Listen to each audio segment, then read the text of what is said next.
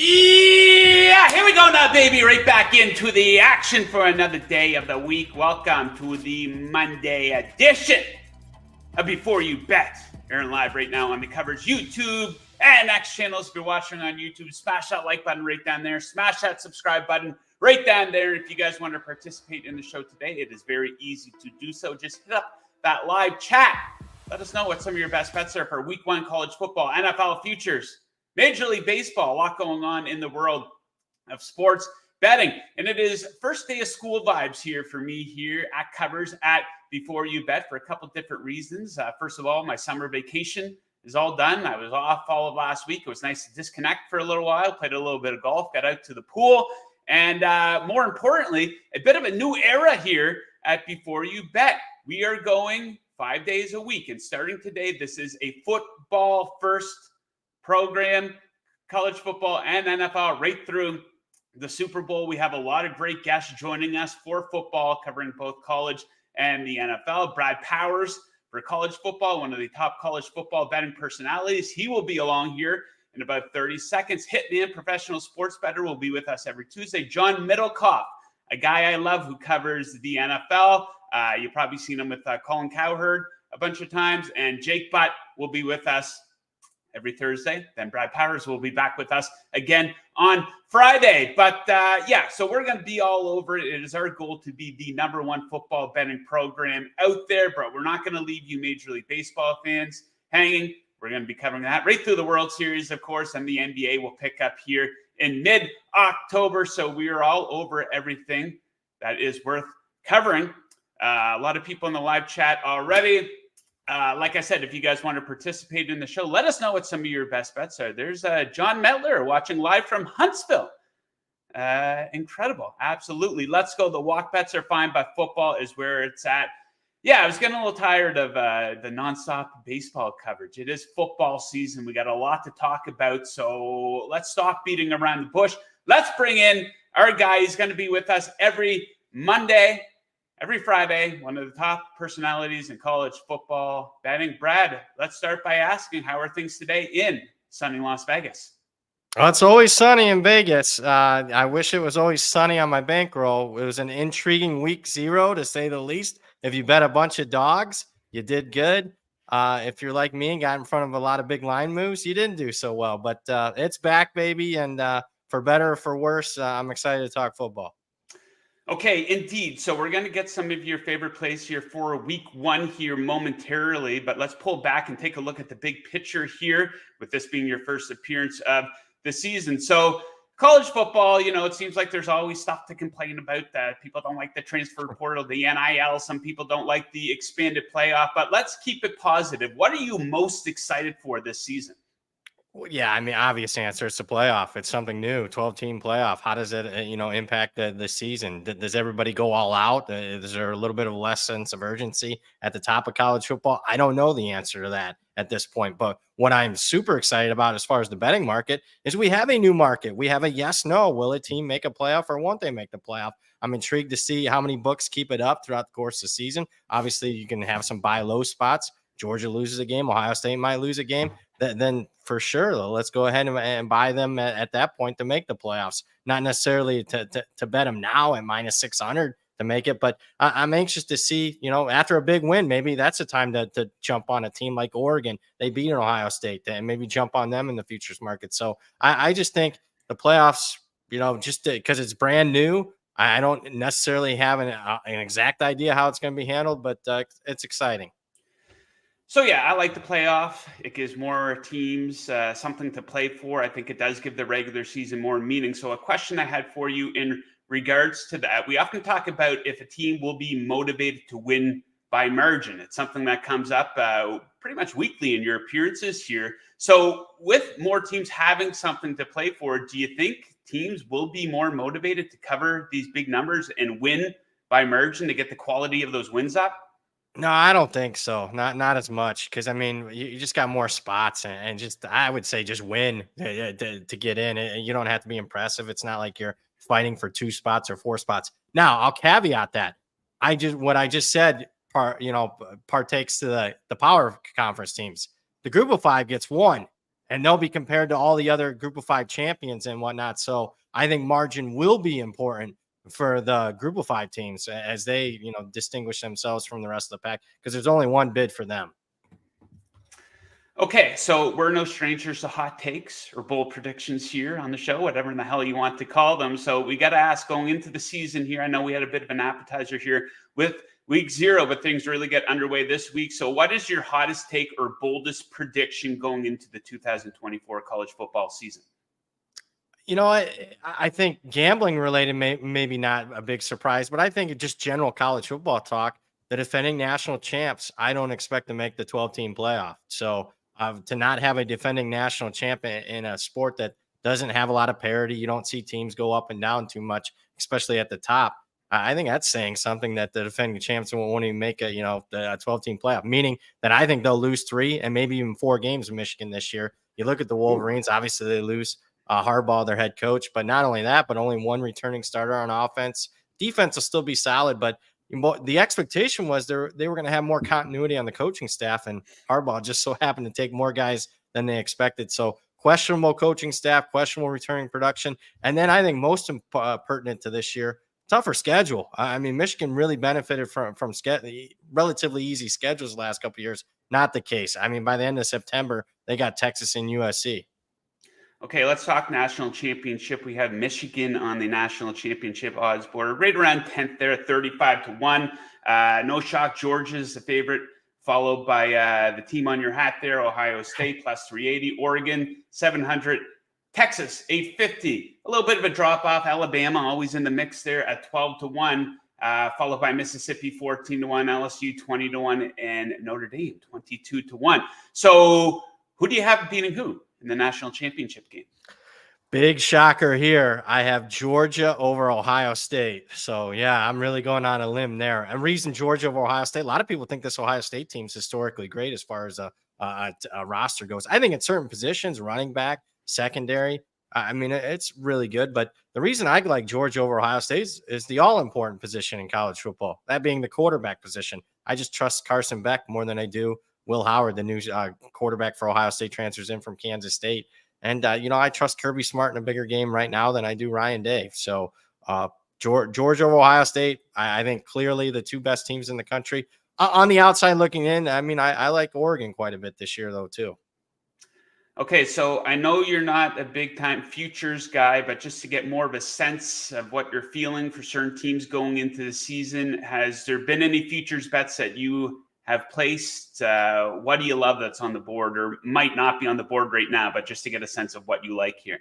Yeah, so I mean, anybody who knows me knows that I bet volume. So I'm over 350 bets in already. So I like them all. I hope I didn't bet them just for giggles. Yeah. I bet them to win, but I'll tell you a few the ones that I really like.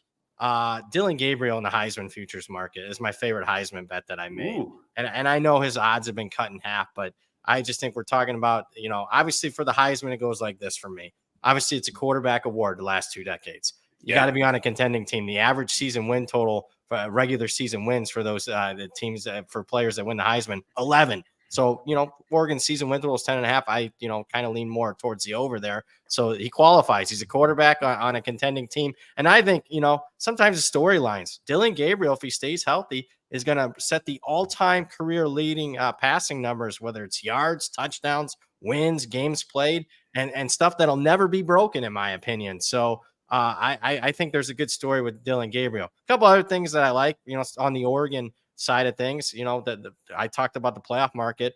I bet them minus 200. I know a lot of people don't like laying a lot to win a little, but them to make the playoffs, anything under minus 400 for me is good, because you look at Ohio State and Georgia, the 2 teams I like are at the top of my power ratings. Those 2 teams to make the playoffs are sitting at like minus 600 to make the playoffs. I don't think Oregon's that much further off those 2 teams, and they get Ohio State at home. So I think that's a little bit of a bargain if you can, shop around and find Oregon to make the playoffs. Yes, to make the playoffs. And then finally, everybody wants to bet a little to win a lot. Probably my boldest bet in the future markets that I made this offseason, Texas State. That's right, Texas State, not Texas A&M, not the Texas Longhorns. Texas State to make the playoffs at 16-1. Okay, I like that one. So I got to ask you about maybe the most polarizing team in college football. We got Deion Sanders feuding with the media already, making all the wrong headlines here. Now, you were one of the people got very excited about this team, obviously, early last year. You were one of the first people to really sniff them out. So what are your expectations for Deion and Colorado here this season? Well, I took my lumps. I mean, they won a couple extra games than what I expected, but after the dust settled, OBP, that was one that I happened to get right on Colorado fading down the stretch. I'm going to be negative again, and it's not negative to what the job Coach Prime's done. He's actually done a great job. I've upgraded Colorado's power rating since he took the job a year and a half ago, more than 2 touchdowns. So on that, alone says he's been doing great. Problem is it's always relative to market expectations, and the market loves this team way more than I do, even though I think they're about a touchdown better than what they were a year ago. I'm on under the win total. If you still want to bet a win total, I like under 5.5 wins on Colorado, mainly because I question the depth. I question the continuity because the roster's overhauled yet again, outside of obviously Shedeur Sanders and Travis Hunter. And then I also the schedule. Look, there's no surefire losses on the schedule. There's also no surefire wins. Look no further than this game coming up in a couple days. North Dakota State, they're only laying 9. It's not like it's a slam dunk win for Colorado. And when you're depth shy and every single game's lined at single digits, I just think they're one injury away from having a disaster season, or one off-field incident away from having a disastrous season. Okay, let's get into some best bets here for week 2. Brad has 2 of them. Let's start with Kent State versus Pittsburgh. Pitt coming off a rough 3-9 season. Kent State was actually worse, though. They were 1-11 last year. Now we have Pittsburgh favored by 24 points, but you like a play on the total on this one. Yeah, I'm going over the total, over 55 here, for 2 major reasons. Number one, Pittsburgh has a new offensive coordinator, completely different type of offensive scheme. They're going to run some tempo. Now, do I expect it to be a well-oiled machine in week 1? No, but this is not priced like a team that's going to play a bunch of plays per minute. And then the second side is Kent State's offense. You go back to last season, Kent State's offense was one of the worst in the country. They had 0 returning starters last year. It's totally opposite this year. They have 8 returning starters. I like their skill position, particularly their wide receivers. So they have some weapons. I think they'll be maybe one of the most improved, if not the most improved offense in the country. So those 2 factors has me going over 55 here. Okay, next up, UCLA, Hawaii. UCLA got off to a pretty good start there last season, but they limped to the finish line a little bit. Did pick up a win in the bowl game. Rainbow Warriors, one of the teams who were active. In week 0, they beat Delaware State by 21 points. Let's not get too excited, though, because the spread in that game was right around 40 points. What do you like in this game? Yeah, I think you touched on some of it, but first, let me just say, I bet UCLA's win total under and Hawaii's win total over. So I don't think I'm biased with this selection on UCLA minus 14. And I think it all goes back to last week, the week 0 game, where let's look at some of the other week 0 results and the impact on the lines. Florida State loses outright to Georgia Tech. That line against BC this week moved 3 points against Florida State. You look at what happened in the SMU Nevada game. Nevada almost won outright as a 4 touchdown favorite. Well, their game against Troy this week moved 3-4 points. We haven't seen a big reaction to the Hawaii performance, and you're right. They won by 21. I'm here to tell you, as a 40-point favorite, that was a misleading 21-point victory. You looked, started the 4th quarter, Hawaii's up 7, and one of their touchdowns at that time was a punt return touchdown. So it was legitimately a very poor performance. I'm not asking you to downgrade their power rating 4 or 5 points, but you have to downgrade it because it did not even come close to expectations. And yet we've only seen the market move a point. Give me UCLA. I'll lay the 14. Okay, Brad, before we let you go, any general advice when it comes to betting these early season games for, some of us casuals out there? Any tips for the bettors? Well, general tip is, I know I just gave out 2 best bets, but typically I wouldn't be afraid to give out 5 or 6 best bets early in the week. I just think these lines have been out for 3-4 months. Now's not the time to be chasing a bunch of lines, in my opinion. So if you're looking to bet on game day on Thursday, Friday, Saturday, I'm going to bet 10, 15 games. You can do that, but I'll tell you the games you should be betting: FBS versus FCS. There's 61 of those games where lines aren't widely available yet. Those are the games you focus in on, not these games, Texas A&M, Notre Dame, where the line's been up in that case, it's been up since January. Okay, nice little tip there from Brad. Okay, Brad, we will leave it at that. We thank you again for joining us. We will be back with you on Friday's show where we will be breaking down the biggest games of the week. So we do look forward to speaking to you then. Enjoy the rest of your week. Thanks for having me. Yes, sir. The man. Absolutely fired up to have Brad with us all season long here. Still a nice looking board in Major League Baseball here tonight. Let's not completely forget about baseball. There's going to be some good looking betting opportunities down the stretch, and very excited. Shaping up to be a very good playoffs here in baseball. A lot of big market teams getting in, a lot of star power as well. So very excited about that. So with that said, let's break down the board here. Let's break down our best bets with our guy, the man with the sexiest smile in all of sports betting. Jingles, how are we making that? You have a good weekend? Great weekend. At some baseball on Sunday. Wasn't watching the scores. One of those where you just kind of check into your account and you see some money there. So you're looking. I was looking good after a good Sunday. Okay, let's.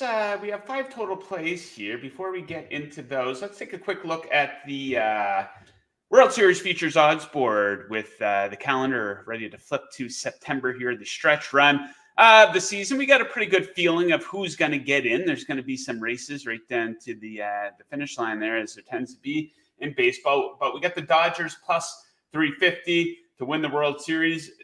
I have no interest. The Dodgers are always favored to win the World Series, it seems, and it's not really a good number. I think you could just, if you like the Dodgers, maybe wait till the playoffs get here, and you can find a better strategy to bet them. Then we got the Yankees plus 500. You guys know how I feel about the Yankees. They are a great regular season team, but when they get to the playoffs, they urinate all over themselves, and they end up choking. The Phillies plus 550.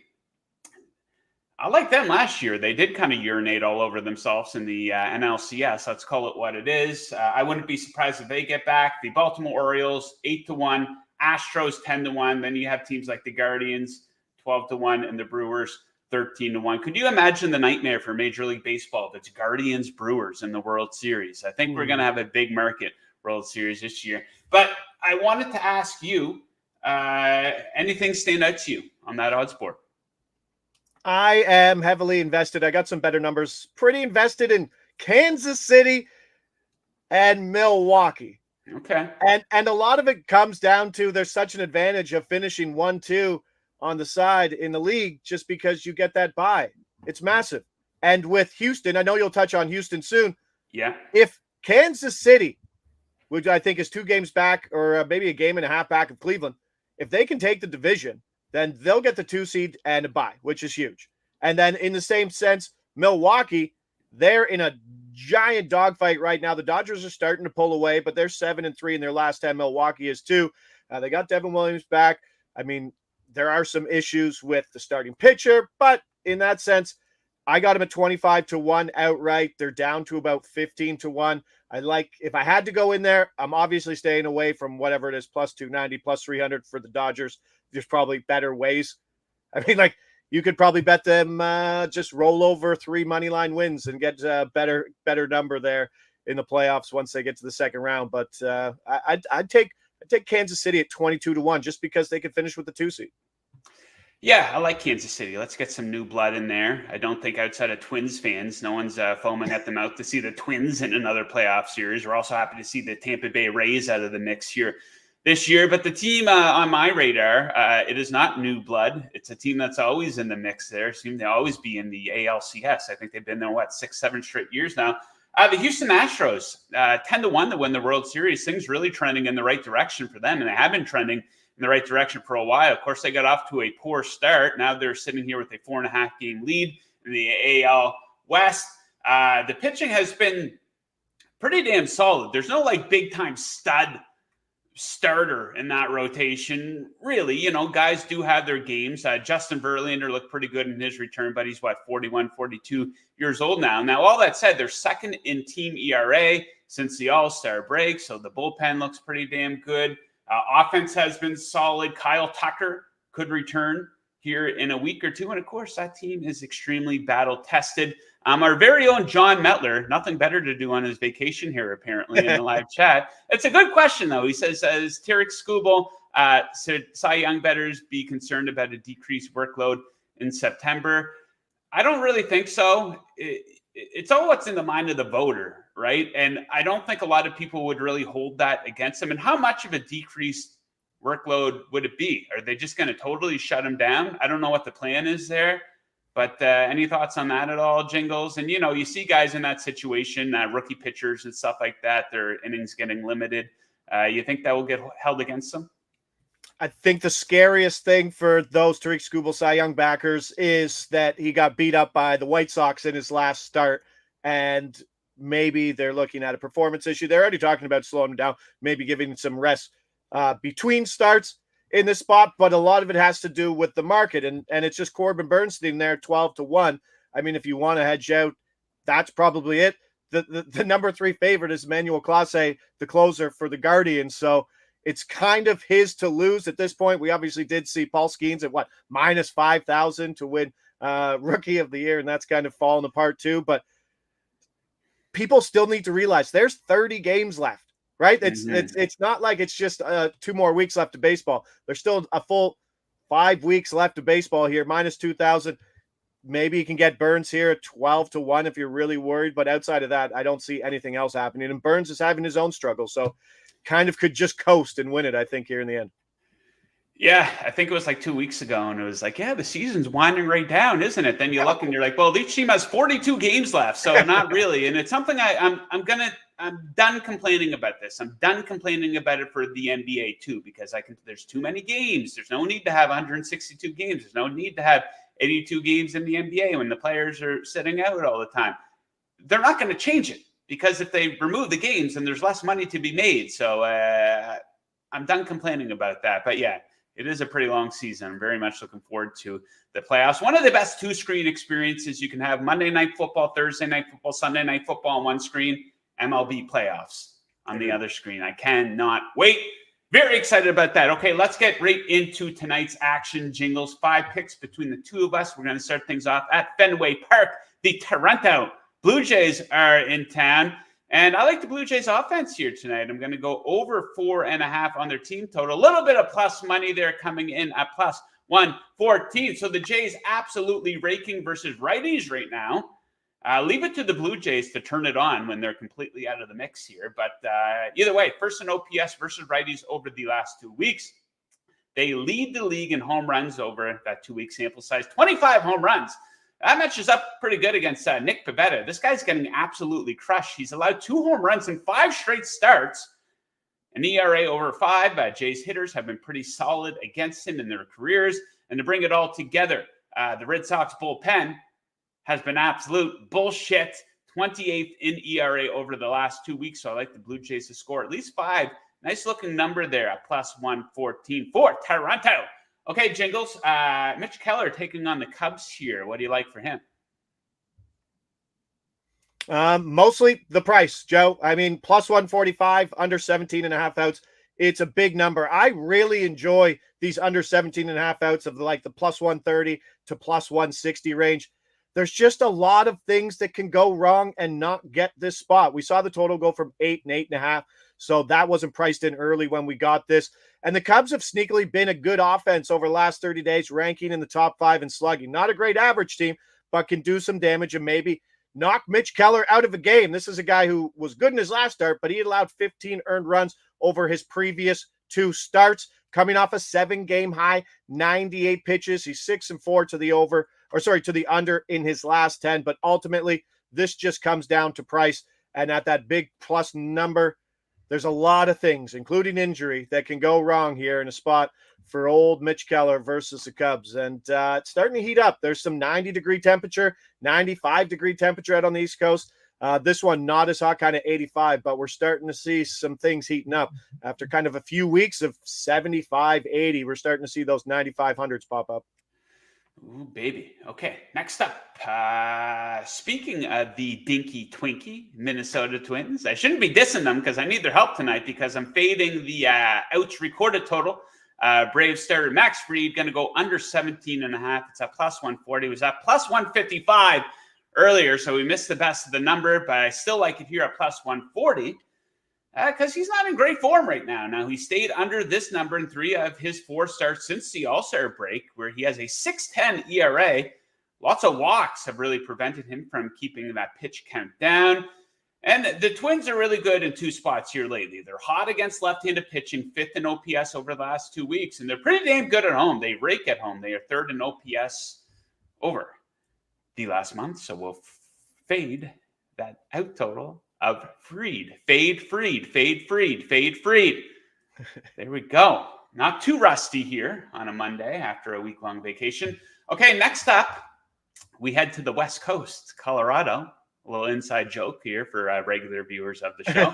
Edward Cabrera on the bump here for the Miami Marlins taking on the Rockies. A lot of excitement for this one. I'm going to go. Who's going to Marlins Rockies game I'm going to look up ticket prices on a Monday. Right Go see what it is. I'm going to tweet those out. I'm very excited to check out how much. You can probably get in for $4, but if you are going to the game, you have a bet that the people might want to tail here. Yeah, I mean, Edward Cabrera is not a great pitcher. He's an indoor pitcher. He has an 8 ERA at home. He is going to altitude today, and I don't think this ever gets priced in as much. Obviously, total gets higher. Outs are priced well, but strikeouts are a thing here that do affect the ball at the altitude at Coors Field, and especially the first game within the series, which this is. So he's had less time to adjust to that altitude.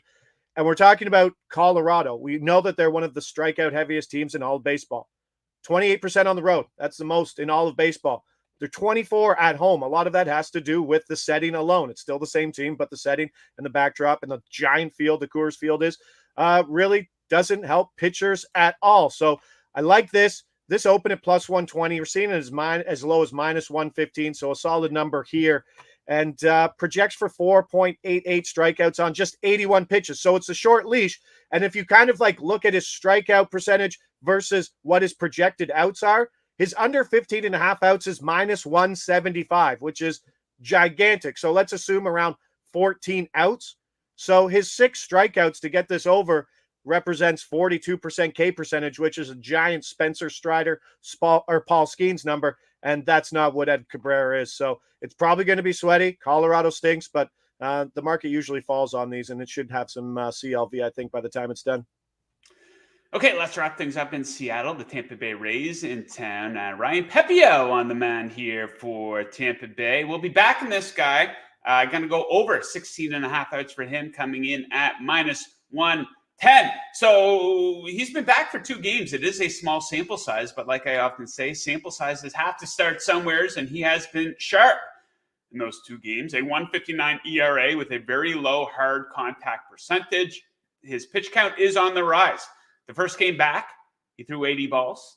Second game back, he threw 90 balls. Don't be surprised to see him throw 100 balls here tonight, and a good opponent here for him to have a good game against. Very light hitting for Seattle, 26 in OPS versus righties over the last 2 weeks of the season. Winding right down here. Jingles is going to be with us all week on the show covering Major League Baseball. But Jingles, let the people know what else you have going on this week and throughout the fall here. We're about to get really busy. Very busy. Yeah, I'll be joining you once this week clears up and we enter week 1, Monday, Thursday, Friday here with Joe on Before You Bet. The Bat release show, MLB prop picks on covers Tuesday, Wednesday, Friday, 9:30 a.m. We'll be doing the Blitz with Derek Carty as well for every primetime game. We got that going. New article will get back started tomorrow. Pitching edges for every baseball game. Trying to find those guys who could be getting scaled back. You know what I'm saying? Like, there's going to be spots. And now's the time to look for them. Guys that are scaled back. Guys that pitched 100 pitches in the last game, but they're only 90 pitch guys. Guys like Sonny Gray, who could get scaled back too in terms of just per start. Weather, there's lots of edges, and it just takes some time. So I'll be that guy digging into the time. So look for that around 9 o'clock in the morning, Monday to Friday going forward here. Now, do you think markets in baseball could get a little bit softer here with odds makers obviously being more focused on football, or is that bullshit? It could, but in the same sense, a lot of it comes down to markets being offered, right? So, like, a lot of books will protect themselves by not offering markets. We're seeing the game in I believe the Chicago White Sox Detroit game, we're seeing two barely names that people don't know. The White Sox guy is making his first start. Teams are reluctant to open those lines because they don't know where it's going to go. But sometimes there's one book that opens up and you can hammer that and then go the other way. But if you're starting to see guys that are like full leash guys like Kevin Gausman and stuff like that, if you start to hear some information, maybe you can get to it. But a lot of the like exactly what Brad Powers said. Go find stuff that comes out early, not things that people have been betting at for a long time. And that works out with baseball lines. Bet your baseball stuff at 8:00 in the morning. If you're ahead of the market, you can finish with like 50 points sometimes in markets like strikeouts and outs. So set the clock, get the best number, and shop around for sure. Okay, very positive live chat here today. People very excited to see Brad back with us twice a week on the show. We have one user here, Maiden Focus, over on YouTube, dishing out some picks. He likes the Guardians, plus 110 in game one. He's pointing out that Cleveland 27-10 versus lefties and 40-21 at home. Yeah, they've been great at home against left-handed pitching. And he also likes a player prop here, Noel, plus 170 to have 2 or more total bases. 1-for-1, small sample size versus Cole Reagans there. He did homer yesterday, and really good versus left-handed pitching here. An OPS of over 1,200. Okay, just to recap our picks for Major League Baseball, I like the Blue Jays to go over their team total of 4.5. Max Fried to go under 17.5 outs, plus 140 on that one. Ryan Pepio in Seattle over his total out total, 16.5. Jingles got Cabrera. Strikeout total, was that under or over? You gave That's an under, bud. Oh, under 5.5. Yeah. It makes sense in Colorado, where you can probably pay $1.50 to get in. I'm going to go check out those ticket prices at the conclusion of the show, and I will tweet it out. Follow me at JTFOZ and Mitch Keller under 17.5 outs plus. I'm also on your Max Fried. I'm also on your fade Fried. I love it. There is a little concern about the weather. It's great for him coming out, but he might not finish. The game might not get finished, which sucks. And you could have one of those incidents where he didn't go 18 outs, but the game didn't get completed and the books are taking your money. I love it when that happens, when I'm on the right side of it. When I'm on the wrong side of it, it absolutely sucks. Okay, if you missed Brad off the top here, you can go back and watch it if you want. It was a good segment. He gives a good sense of what he likes going into the season from a big picture perspective. But for week one, he did give out 2 best bets. He likes the over between Kent State and Pittsburgh. It's there around 54.5 or 55. And he likes UCLA to cover the 2-touchdown, 14-point spread versus the Rainbow Warriors. Okay, that is it for today. But we're going to be right back with you guys on Tuesday, right back with you guys on Wednesday, right back with you guys on Thursday, right back with you guys on Friday, because we're going 5 days a week. It is a football-first program. From today right through the Super Bowl. Professional sports bettor Hitman is going to be with us to break down some stuff in the NFL. And of course, like I keep saying, we're not going to leave you baseball bettors hanging. Jingles will be back with us. We will be breaking down our best bets for Tuesday's Major League Baseball action. Jingles, thank you for joining, buddy. We'll catch you tomorrow. Thank you, viewers, for watching. Best of luck with your bets tonight. Woo!